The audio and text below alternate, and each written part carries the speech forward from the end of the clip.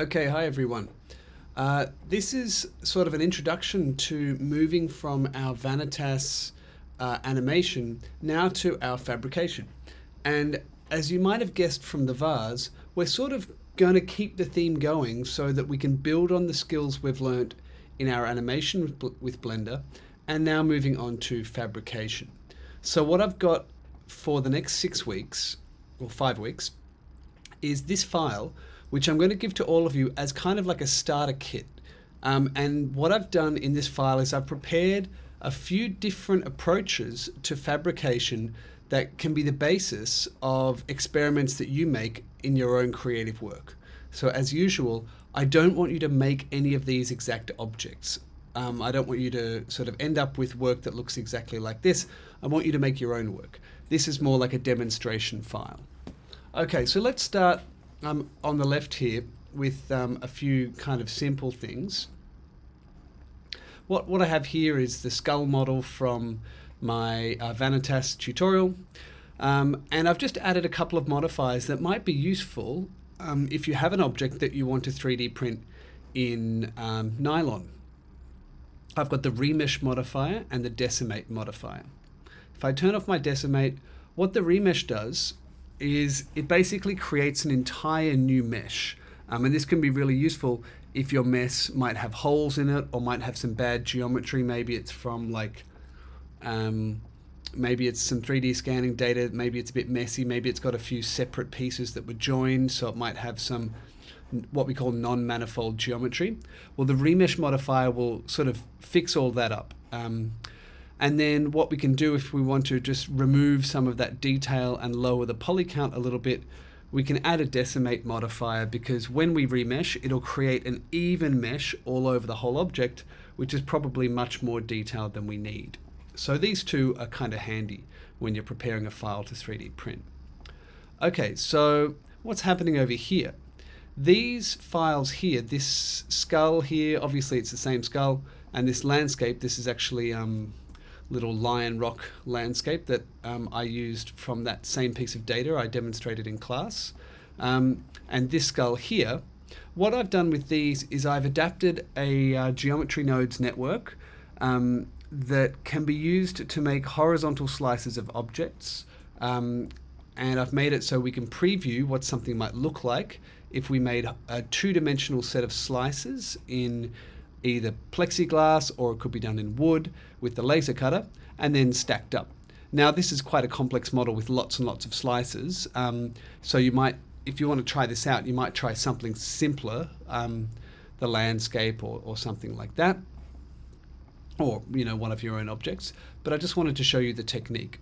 So first of all, if I go into the geometry nodes editor, this is quite a beautiful network that I found on YouTube, and I'll attribute the creator in the notes for this video. Basically what we've got on the left is our input geometry, so we can change the geometry here, and if I go to this collection here called horizontal sliced objects, you can see that I've got my source objects. If I open this up, this is where I'm getting the objects from. I've just hidden that because I don't need them in the scene at the moment. So I had that skull there, and then this is the lion rock.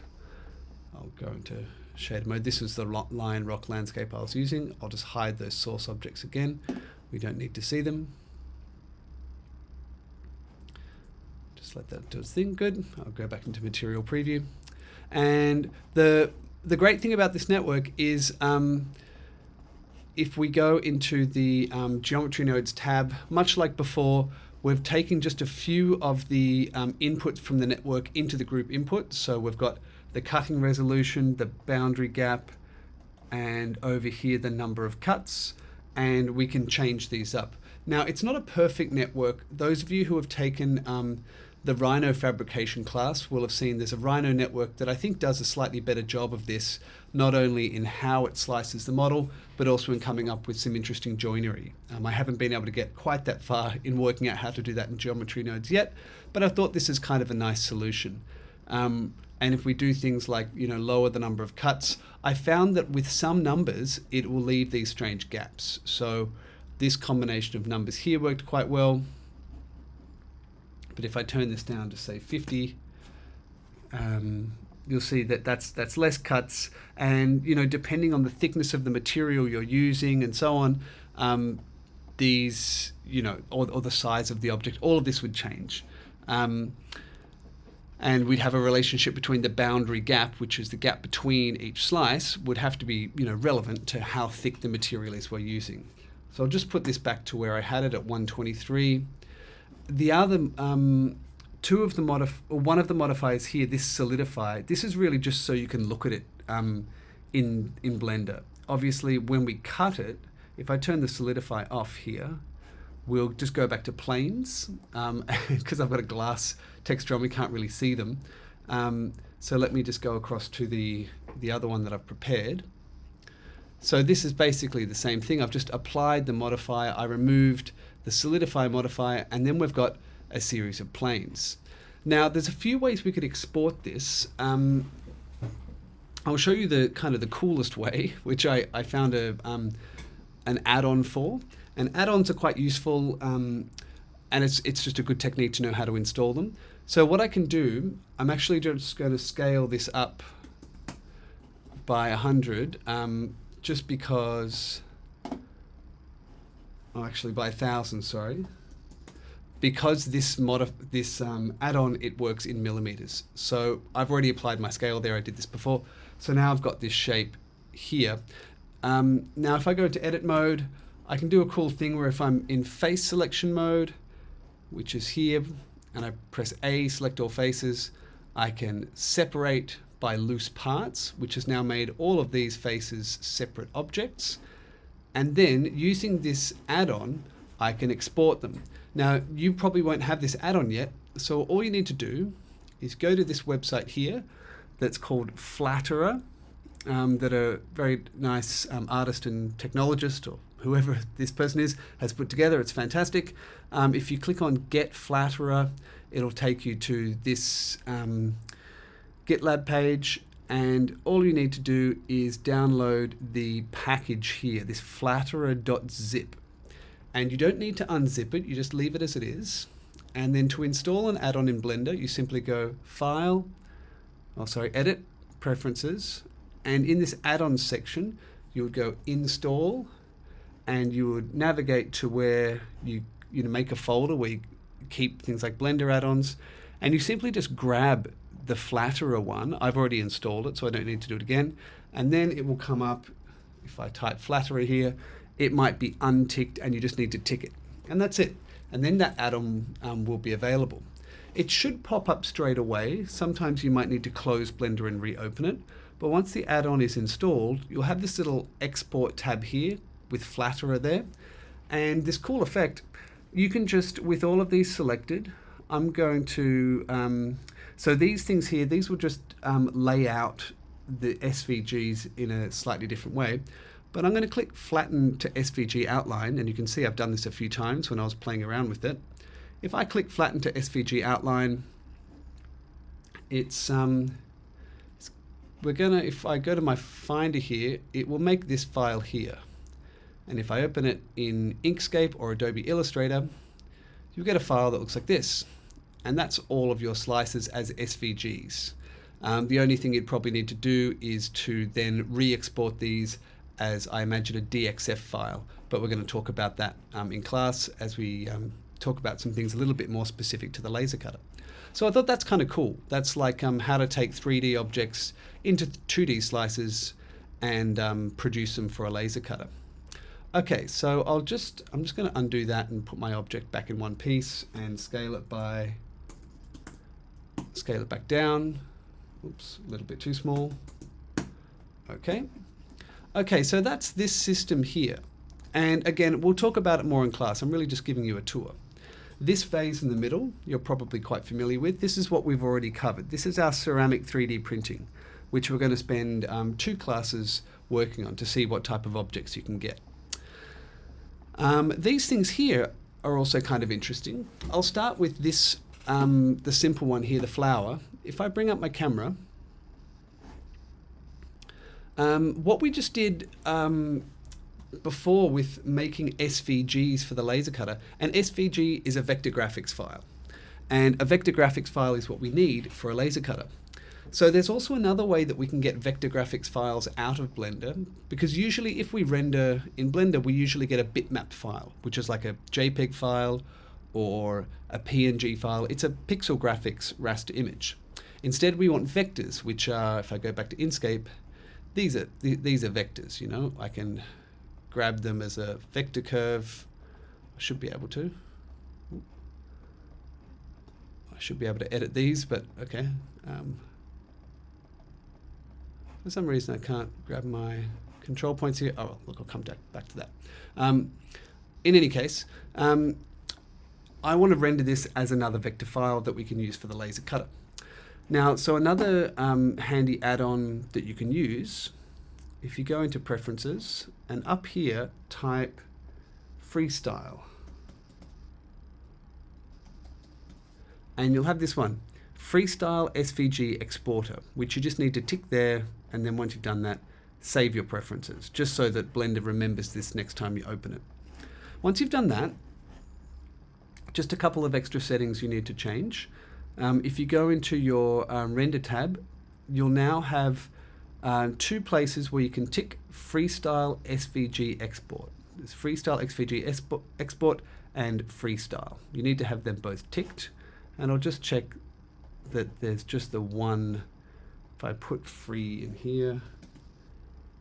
Yes, okay, so it should just be this one that you need to enable. Good. Okay, and once you've enabled it here in your editor, just go down into your view layer, and we just need to set what type of vector edges we're going to export. And I've got this thing clicked called edge mark. What that means is if I grab, in this case I'm using the flower, if I press tab, you can see that all my edges are green. And that's because I have, in edge selection mode, I have, if I clear that, I have marked all of these edges as freestyle edges. So what that means is if my camera is looking at an object with freestyle edges, then when I render it, I'll get a vector image. A couple things with the camera. I recommend having the camera set to orthographic instead of perspective. Perspective will give us, like, you know, a perspective image. Orthographic will give us a perfectly flat image. It's an orthographic camera. And instead of zooming, you just change the scale of the orthographic camera. I had it set to 0.4 because that was kind of keeping my flower in frame. The last thing I need to do is just go into my output tab, and I need to set a location for my SVGs to go to. So here I've made an SVG file, and I'll just click Vanitas, and I'll call this one flower.svg. Click accept. Now if I hit render, and I render this image, what I should get is, Blender might take a little bit to think about it, but what I should get is, first of all, just the render of the flower itself, and then it should start calculating the visibility of the freestyle mesh. So it will look for what freestyle edges are visible, and if your object is quite complicated like this flower, it has a lot of edges, the visibility computations might take, you know, anywhere from 30 seconds to, they can take a minute or two. But if they're taking a minute or two, it probably means your mesh is a little bit complicated. But once this is done, we'll see these lines just appear on top of our render, but they'll actually have also exported themselves to that SVG output automatically. So this is kind of just how the freestyle exporter works. So now those black lines, if I zoom in, they are the vector lines that if I go now here and I open this up in Inkscape, now we have a vector image of this flower. And what's cool about this is that what I think we'll do with images like this is we won't cut them, because obviously we just have lots of pieces falling everywhere, but we'll etch them. We're going to etch them or scratch them into acrylic. And then what we can do, if we shine a light through that, the lines should actually kind of illuminate and create a really beautiful effect. So if I go back here, and I made sort of a little preview with some lights here, that if we have a light shining through this and we've got those etched lines on the plexiglass, we should have kind of an image that sort of illuminates as we've scratched it in. I'll turn those, I'll just go back here. The other thing I've done in this one is I've sort of suggested that you could have multiple sheets of acrylic, and then each different layer could etch a different amount of the 3D shape. So what I've done here is, you know, if I put my camera, if I moved it across here, well, what I could do is if I've got this same flower that has freestyle edges set, what I could do is one at a time, if we go back here to our freestyle, we'll see that we've always got visible here set. So what we can do is, going back one at a time with this array modifier, is we can lower the count, and each time we lower the count, we can render a different image. And I'm hoping this kind of gives us the effect of kind of a 3D object trapped in like a sort of a 3D volume of 2D images. We might have to play around with it a little bit. If we go into the freestyle editor here, so say I was doing this one, well, I could either render it, if I render this one image here, I could render the full mesh. As you'll see, should just do this in a moment. Let's give it a second. The lights are very bright, but the lights for the vector image don't really matter. Okay, it's just going to do its visibility calculations again. I could probably also speed this up if I hid that second flower. That second flower might be slowing things down just a little bit. But looks like it's still going quite quickly. So just give it a minute. And there we go. So what we've now got is just that little bit of the flower. The only other thing I was thinking we could do, if we want, and we've also got the edge of our acrylic, which is cool because I put, if I go back to Blender, I actually put a freestyle edge on just one face of my piece of acrylic here, which means that it will act as a frame as well. So when we're in Inkscape, you know, we can say, okay, let's cut this, and then let's just etch this. So that's kind of a nice effect. But yeah, say we didn't want the mesh. Well, what we could do is we could go, I'm just going to hide this second flower, so hopefully that'll speed up this next calculation. But let's say if I go back to this flower, if I go back to my my freestyle settings, I can turn off edge mark, and I could just do something like contour and border, external contour, maybe something like that. It might not look as good, it might not be enough information, but now if I render it, you'll see the difference. Again, we'll just give it a second. Okay, and there we go. So here, you know, obviously something much simpler, probably too simple, but really that's just to show you that within the freestyle edge type, you can kind of play around with your object a little bit and see kind of how you want it to render. And of course, for different objects, you know, that aren't flowers, some of those settings might be better. Okay, so that's these two. And the final one I made is this. You know, this was an idea. Obviously, the pattern is very simple. I've called this the arabesque cutout, but it's really the approach to procedural pattern generation that I wanted to show you. So here, you know, we can simply just do the same thing. We can put our camera on top of this. Or after I've applied my modifiers, I could just make these edges freestyle edges so that you could render a vector image. But I'll show you how the pattern works. It's kind of cool. Basically, I've got an array modifier again, but instead of, if you remember the array modifier, we might have used it in the Vanitas exercise. If I had a cube here, I'll apply its scale, and I put an array modifier on. Put this to 1.5 so we can see it. If we just keep adding more, it will just keep adding this line of cubes.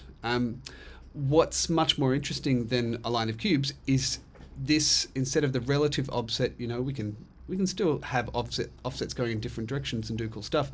But I like this object offset option. It's very cool. So I'll just delete that cube. And the object offset is what I've done with this spiral of hexagonal prisms. So if I if you look at the modifier here, you can see that if I turn this down, you know, this is just you can see the first offset here, And the object is this empty, which I put here. And depending on, when I added the empty, I added it to be basically,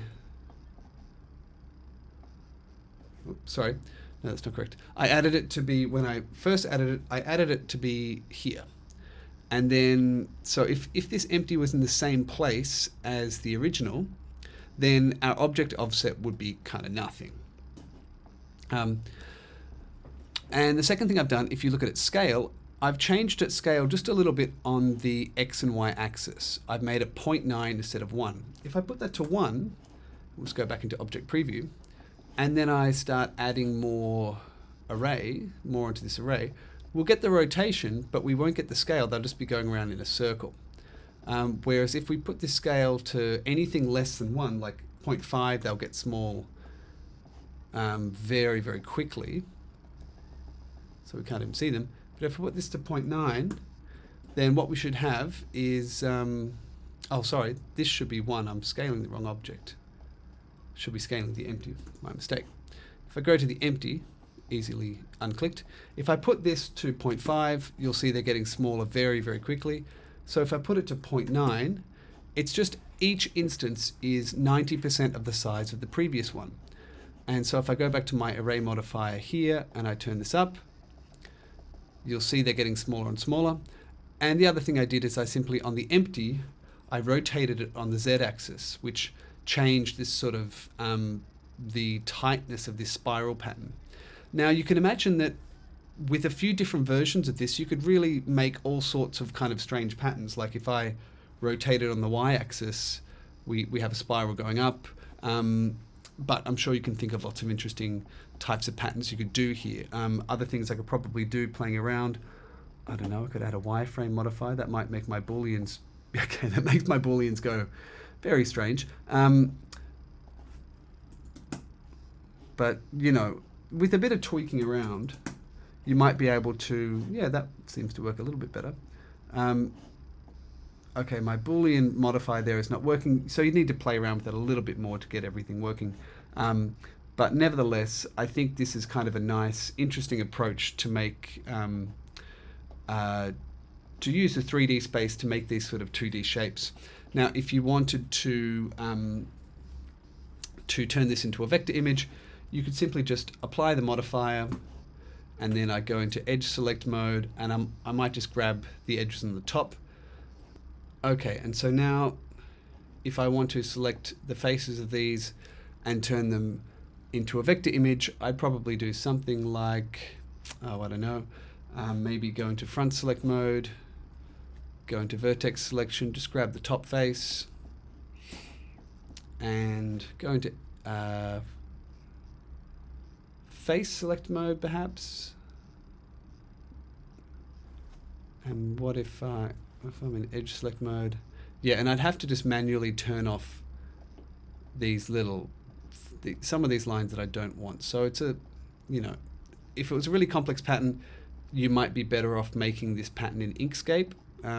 It's really just to show you a little bit more functionality in Blender for making vector cuts. Now, of course, this isn't just limited to patterns. If you wanted to cut a very specific shape of a specific size, you'd simply I'm just going to mark these as freestyle edges, and then I'll just take this camera, rotate it on the x-axis 90 degrees. Oh, now rotate on x 180 so it's pointing down, and I've just got to pop it above here so it's looking at